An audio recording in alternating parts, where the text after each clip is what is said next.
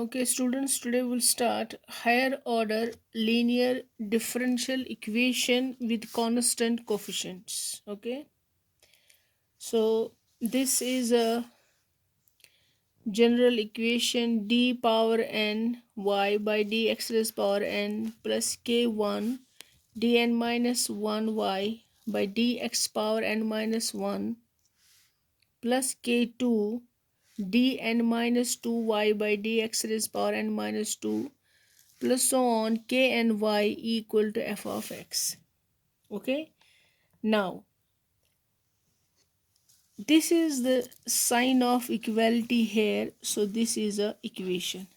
Last lecture मैंने आपको बोला है कि इक्वेशन क्यों कहते हैं, because this has equality sign and this k1 k2 so on to kn, these are constant coefficients.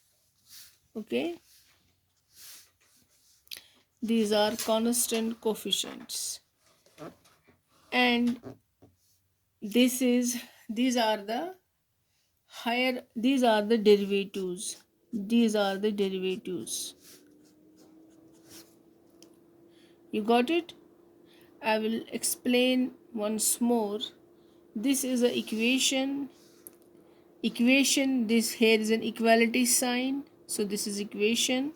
K1 k2 kn are constant coefficients. Okay, now higher order higher order means you have second and more derivatives, second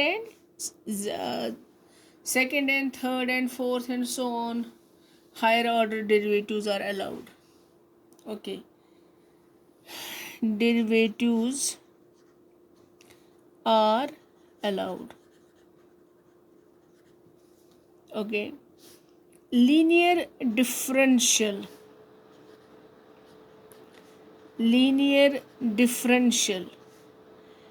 differential is power,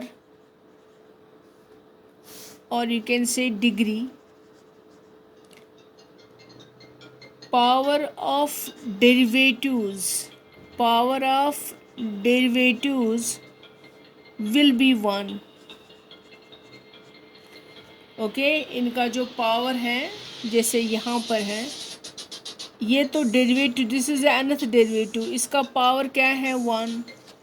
ये n minus 1th derivative है, इसका power 1 है. ये n minus 2th derivative है, तो इसका power 1 है. यहाँ पर y है तो इसका पावर भी 1 है. सो सिर्फ the power of derivatives will B 1. इसमें आपको ये चीज़ें याद रखनी है. और डिफरेंशियल आपको मैंने आप ऑलरेडी बोला है विद डेरिवेटिव्स. डिफरेंशियल का मतलब ये होता है विद डेरिवेटिव्स. अब लीनियर का मतलब, लीनियर भी ये बोला है मैंने, this is dy by D x, d2y by D x square. Okay, ये सब लीनियर है क्योंकि इसका इनका जो पावर और यू कैन से डिग्री दैट इज 1, ये 1 है. इन derivatives this derivative d2y by D x square, इसका भी पावर 1 है, and dy by D x इसका भी पावर 1 है. So this is a linear. और इसमें एक बात है कि नन ऑफ, और आपको यहाँ पर भी जैसे आप इन डिफरेंशियल इक्वेशंस में देखेंगे, कोई भी डिपेंडेंट वेरिएबल्स जो हैं और उसके derivatives, none of the dependent variables and its derivatives will be multiplied.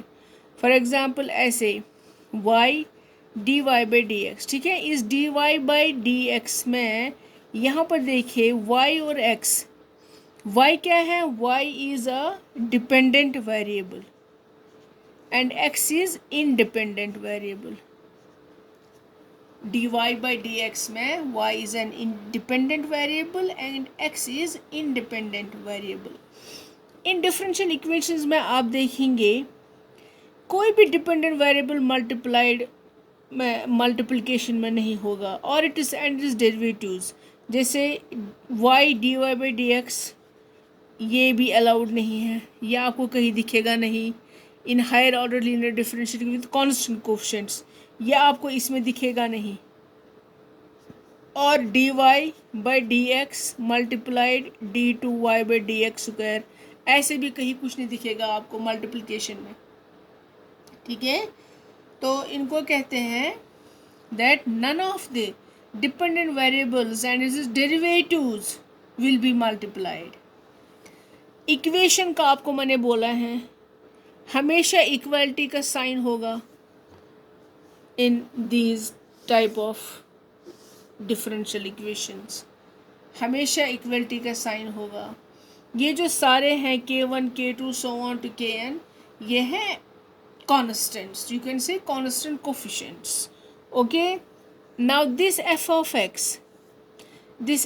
x is a function of x, ये आपको पता है, this is a function of x। ये अब x क्या है, x जो है वो है इंडिपेंडेंट वेरिएबल, इंडिपेंडेंट वेरिएबल। ये चीज़ें आपको कुछ याद रखनी है। जब आप इनको सॉल्व करोगे, of course you have to solve these differential equations with the constant coefficients. तो इसमें क्या आपको जनरल सॉल्यूशन और you can say complete solution मिलेगा, कंप्लीट सॉल्यूशन और you can say general solution, वो होगा y is equal to C F plus P I. This y, ये मैंने आपको ऑलरेडी बोला है, this is dependent variable, this is dependent variable, okay. And this C F को you know what is this, this is known as complementary function, complementary function, इसको कहा जाता है complementary function, that's why this is written as CF।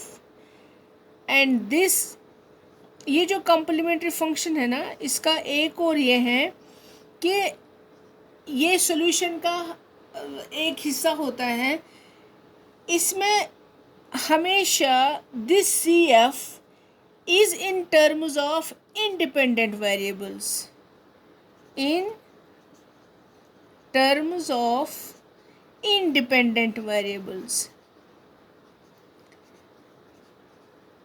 independent variables, okay। and this pi is known as particular integral, particular integral, ये आपको याद रखना है।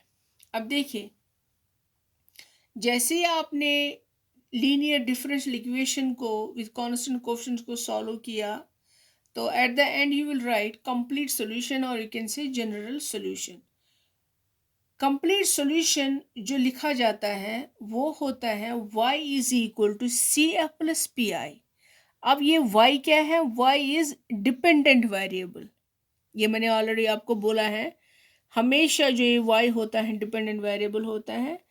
And y is equal to C F plus P I. C F क्या होता है, C F is known as complementary function, और जो कॉम्प्लीमेंट्री फंक्शन होता है वो हमेशा in terms of independent variables होता है। And this is P I, P I is a particular integral. P I वो पहले हम सीखेंगे सी एफ कैसे निकालते हैं, तो फिर उसके बाद देखते हैं पर्टिकुलर इंटीग्रल। लेकिन उससे पहले मैं आपको एक चीज़ आई मीन दिस थोड़ा सा ये समझाऊंगी, जैसे अगर कभी क्वेश्चंस में क्या होता है, d Y by D x होता है, ठीक है, यहाँ पर मैं लिखूंगी this is dependent variable, this is independent variable and this is the solution. देखिए अब इस dy बाई डी एक्स में अगर आप देखेंगे डिपेंडेंट वेरिएबल कौन है, y, this is dy by dx. Okay, you have to find the derivative of y with respect to x. So this is the dependent variable y. independent variable क्या है, x.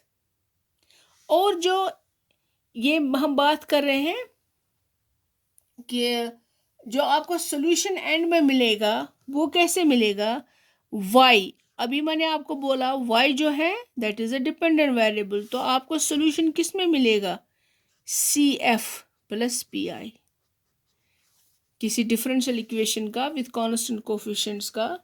अगर आपको question दिया होगा dy by dx में, उसमें dependent variable y होगा, independent x होगा, और आपका जो सोल्यूशन है वो y is equal to CF plus PI होगा. CF होगा in terms of dependent variable, sorry independent variables. Independent variables क्या है, x में.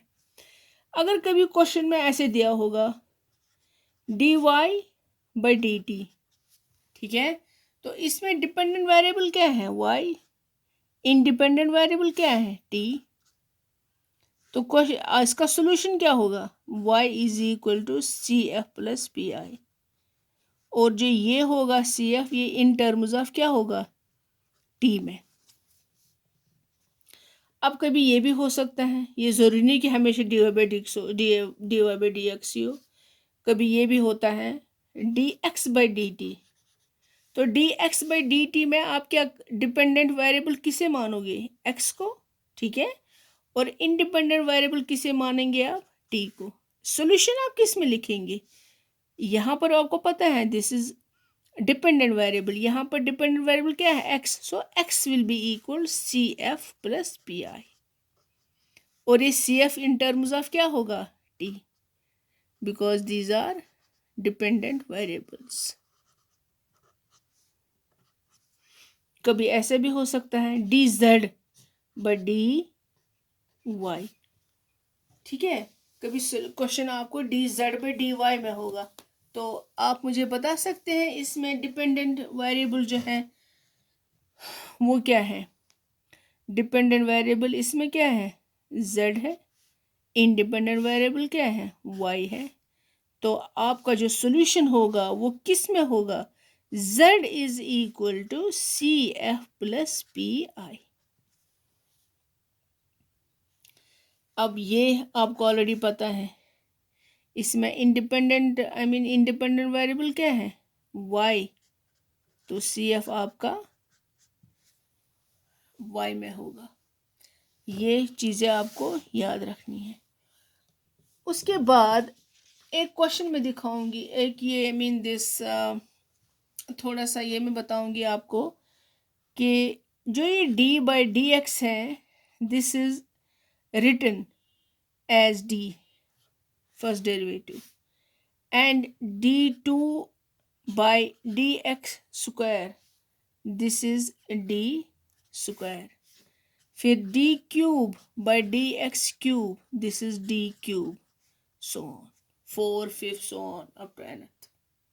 Okay,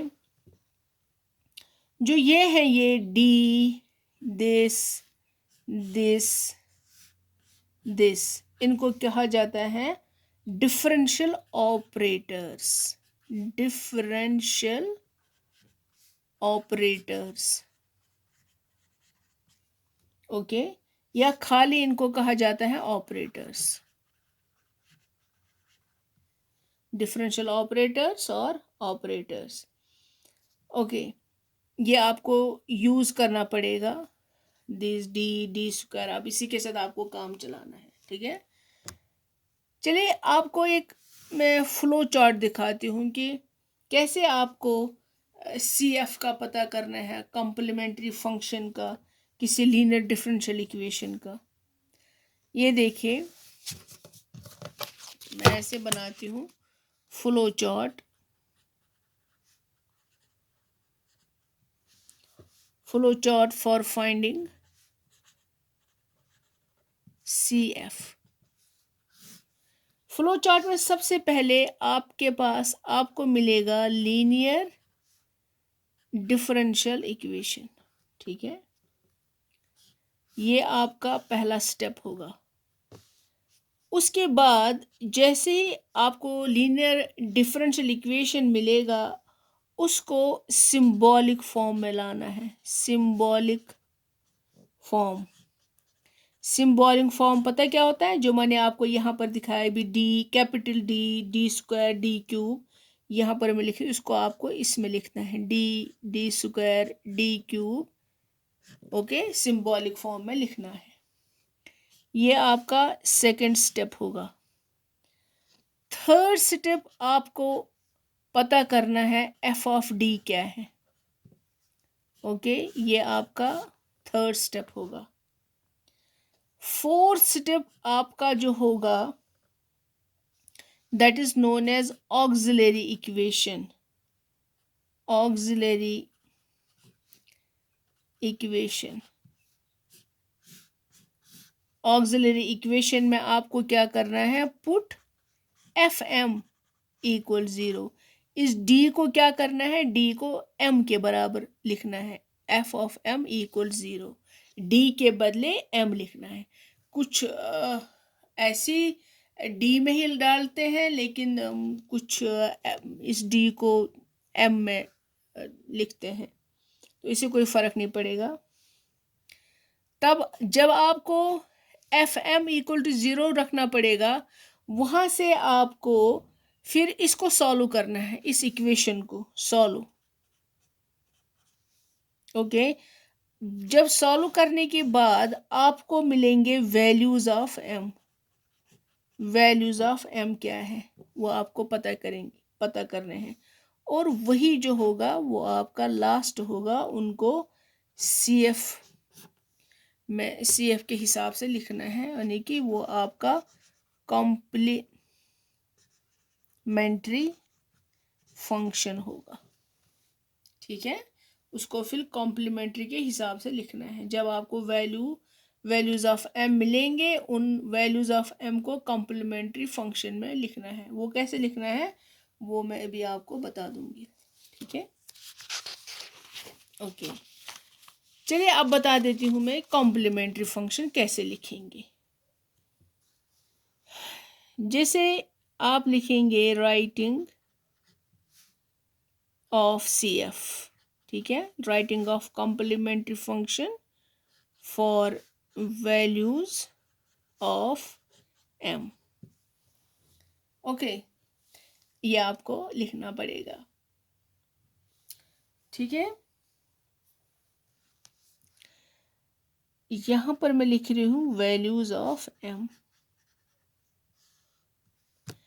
and this is C F. Complementary function क्या लिखेंगे?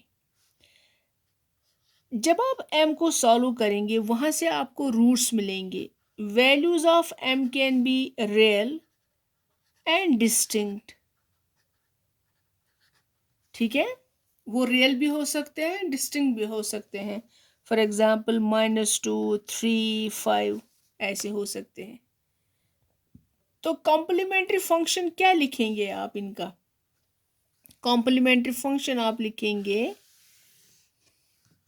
C1, okay, e raise power -2x। अभी मैंने आपको बोला जो ये x है, ये कौन सा वेरिएबल है? This is the independent variable. Complementary function is in terms of independent variable. This is C1 e power -2x। फिर क्या लिखेंगे? C2 e power 3x। फिर तीसरा क्या लिखेंगे? C3 e power 5x। ये सारा x सारे इंडिपेंडेंट वेरिएबल्स हैं, ये आपको याद रखना है। ये आप कब याद रखें? दिस इज C1, इसके लिए C1, C2, C3। आपको सिर्फ याद रखना है e पावर -2x, जो आपको यहाँ से ये मिला है -2, यहाँ से मिला है 3, सो this is C2 e power ये 3x and C3 e power 5x। दूसरा, अगर आपको जो वैल्यूज ऑफ m होंगे वो अगर रियल एंड रिपीटेड होंगे, रियल एंड रिपीटेड। कैसे? -2 होगा, 3 3 3। तो इसका जो कॉम्प्लीमेंट्री फंक्शन है कैसे लिखेंगे आप? C1 e पावर -2x, ये आपको पता है। देन प्लस, अब आ गया इसका, these are the repeated roots. इनको ध्यान से देखिए, रिपीटेड रूट्स को कैसे लिखेंगे? एक C1 तो आ गया, सेकंड विल बी C2, ठीक है, e power 3x plus C3, इसके साथ एक इंडिपेंडेंट वेरिएबल इसके साथ होगा, this will B e power 3x। फिर C4, यहाँ पर एक इंडिपेंडेंट वेरिएबल इंट्रोड्यूस हो गया, यहाँ पर दूसरा, so this will be x, क्या होगा? x square e power 3x। ये कब है? When roots are real and repeated, तब आपको याद रखना है। थर्ड क्या है? थर्ड इज इमेजिनरी, इमेजिनरी और you can say in pairs. वो क्या होंगे? +-3 आयोटा 3i। ओके, तो इसका जो कॉम्प्लीमेंट्री फंक्शन होगा वो कैसे आप लिखेंगे? This will be C1 cos 3x plus C2 sin 3x। ये है when roots are imaginary, then you can write the complementary function in terms of cos and sin. This 3 is here, जैसा कि यहाँ पर ये 3 3 3, ये सारे ये हैं 3, दिस इज -2 यहाँ पर था। फिर इसके साथ फोर्थ आएगा complex, when values of m are complex in pairs। Complex in pairs क्या होगा? 2 + -3 आयोटा, ऐसे भी रूट्स आ सकते हैं। तब कॉम्प्लीमेंट्री फंक्शन कैसे लिखा जाएगा? e power 2x this, and इसका तो आपको पता ही है +-3 आयोटा का, this will be C1 cos 3x plus C2 sin 3x। ये हो गया फोर्थ। अब fifth, when roots are complex and repeated, okay, when roots are complex and repeated, 2 ± 3 iota, 2 ± 3 iota, अगर रूट्स ऐसे होंगे, I mean values of m, तब complementary function कैसे लिखेंगे आप? e पावर 2x, बताइए, C1 cos 3x plus C2 sin 3x plus, यहाँ पर मैंने रिपीटेड का कॉन्सेप्ट दिया था कि आपको जो x है वो इंट्रोड्यूस करना है, x स्क्वायर, ठीक है। तो यहाँ पर भी क्या करेंगे आप? x e power 2x C1 cos 3x plus C2 sin 3x। Here this is x, remember this is here x, this is here x for the repeated roots। उसके बाद मिक्सिंग, मिक्सिंग मीन्स ये sixth है, means अगर आपके पास 2 हो अलग से इसका, ये +-3i, तो इसका कैसे आप लिखेंगे? एक तो हो गया C1 e पावर 2x का, इसका अलग से हो गया, ठीक है, ये अलग है, ये पेयर में नहीं, ये अलग है, +-3i प्लस क्या लिखेंगे? C1 तो आ गया, उसके बाद आएगा C2 cos 3x plus C3 sin 3x, ठीक है। ये आपको इस टाइप के वैल्यूज ऑफ m आ सकते हैं और आपका जो कॉम्प्लीमेंट्री फंक्शन इस सेंस में लिखना है, but complementary function should be always in terms of independent variables. x देखिए हर जगह है, डिपेंड्स आपको क्वेश्चन किस फॉर्म में दिया हो। तो अब आप उसमें आपको देखना पड़ेगा कि एक्स डिपेंडेंट है, इंडिपेंडेंट है, क्या है। लेकिन यहाँ मैं एक्स को इंडिपेंडेंट मान के चली हूँ। तो ये आप देखेंगे क्वेश्चंस में, थोड़ा सा जहाँ पर भी डाउट होगा क्लियर हो जाएगा। चलिए एक क्वेश्चन सॉल्व करते हैं। देखो उसके बाद ये मैं साइड में रख रही हूँ।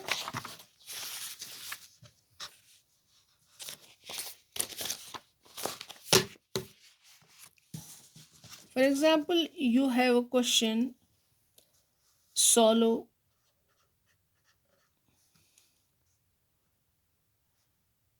d2y by dx square plus 3dy by dx plus 2y equal to 0। यह है differential equation.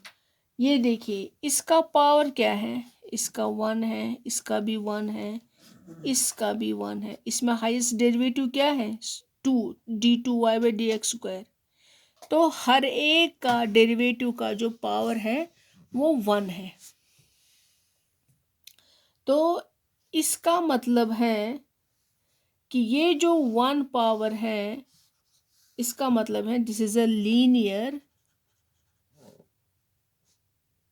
Linear differential equation, because हर एक डेरिवेटिव का जो डिग्री है दैट इज इक्वल 1।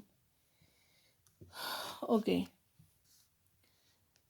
तो यहाँ पर देखिए मैं सॉल्यूशन में लिख रही हूँ मैं। अब ये क्वेश्चन में आप दिस सॉल्यूशन में आप लिखेंगे which is a linear differential equation. Linear की है वो मैंने अभी आपको बोला है, ठीक है। तो नाउ फ्रॉम यहाँ पर मैं इसका रखती हूँ 1। नाउ फ्रॉम 1 बताए मुझे इसको लिखना है सिंबॉलिक फॉर्म में। अभी मैंने आपको फ्लो चार्ट दिखाया था। क्वेश्चन के बाद आपको लीनियर डिफरेंशियल इक्वेशन को इन अ सिंबॉलिक फॉर्म में लिखना है। ये देखिए अभी मैंने आपको सिंबॉलिक फॉर्म में बताया था कैसे लिखते हैं। This is D by D x क्या है, this is capital D. d2/dx square क्या है, this is d square and so on. अब देखिए यहाँ पर मैं अगर लिखूंगी this is d square y, ठीक है, प्लस 3dy प्लस 2। यहाँ पर कोई डेरिवेटिव नहीं है, so this is 2। Okay, this is 2y, ये होगा this is 0। This is d square और plus 3d plus 2। This is here y को मैं एज अ कॉमन बाहर रख रही हूँ, ठीक है, ये हो गया। सो दिस इज नंबर 2। यहाँ पर मैं लिखूंगी which is the required symbolic form. Okay, ये सिंबॉलिक फॉर्म है।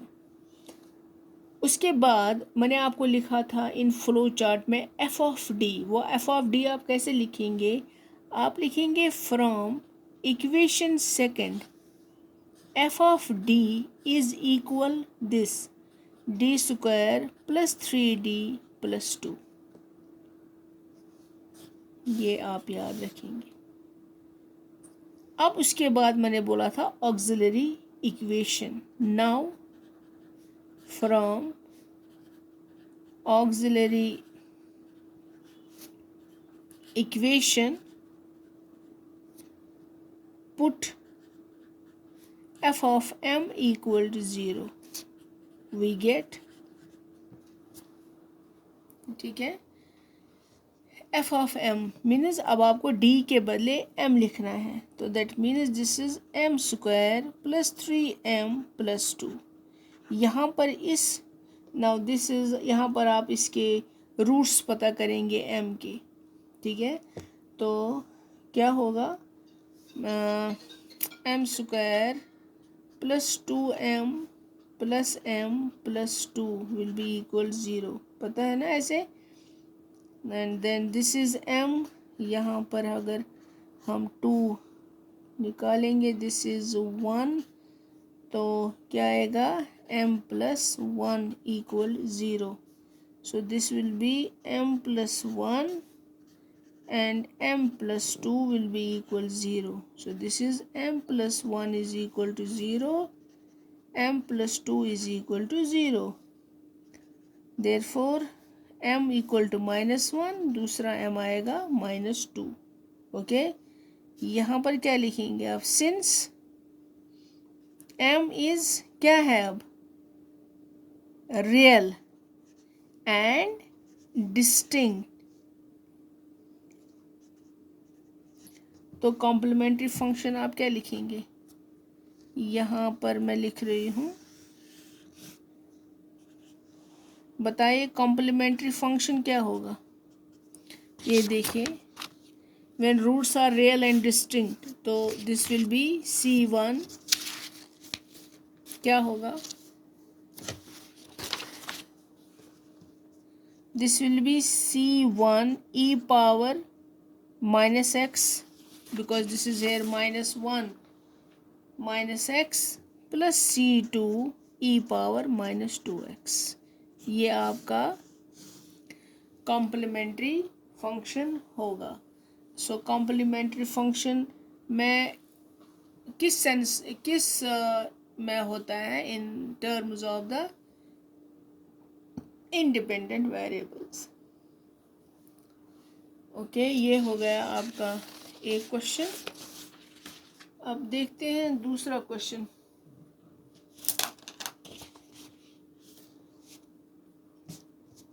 चलिए मैं आपको दूसरा क्वेश्चन भी दिखाऊंगी अभी।